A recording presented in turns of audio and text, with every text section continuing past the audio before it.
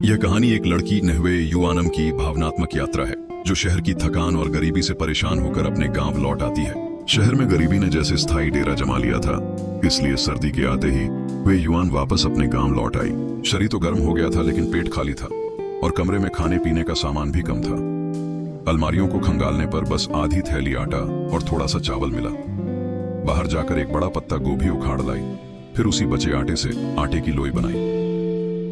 हालांकि वे युवान उम्र में युवा थी लेकिन खाना पकाने में माहिर थी।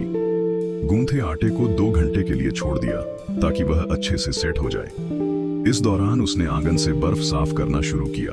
माँ कहा करती थी, नन जब ठंड और भूख दोनों लगे तो एक कटोरी नूडल सूप पूरे शरीर को गर्म कर देती है। सूप की रेसिपी में वह अपनी रचनात्मकता जोड़ती। गोभी के पत्तों को आटे के लेप में डुबोकर हल्की आंच पर तला। इससे गोभी का रस बाहर नहीं निकला और सब्जी कुरकुरी बनी। सर्दी में गर्म खाने का स्वाद ही कुछ और होता है। यह उसका घर का अंतिम राशन था।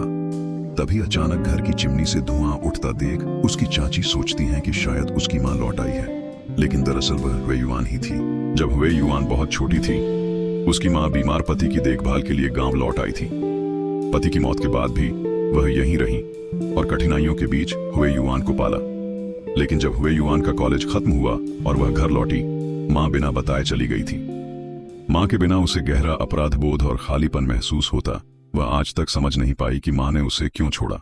उसने खुद से वादा किया था कि मां के बिना भी वह ठीक रहेगा, लेकिन हकीकत में वह बेरोजगार थी। केवल एक छोटे स्टोर में कम वेतन पर काम कर रही थी और खाने के लिए कभी कभी सिर्फ पानी पीकर दिन काटती। गांव में एक नई शुरुआत। गांव लौटने की खबर फैल गई। बचपन की सहेली एनी उसे मिलने आई और साथ में एक पपी भी लाई। मजाक मजाक में दोस्ती फिर से जीवंत हो गई। एनी ने उसे चिढ़ाते हुए पूछा, शहर में टिक नहीं पाई क्या? बॉयफ्रेंड ने छोड़ दिया क्या? खुद की असफलता से शर्मिंदा होकर भाग आई।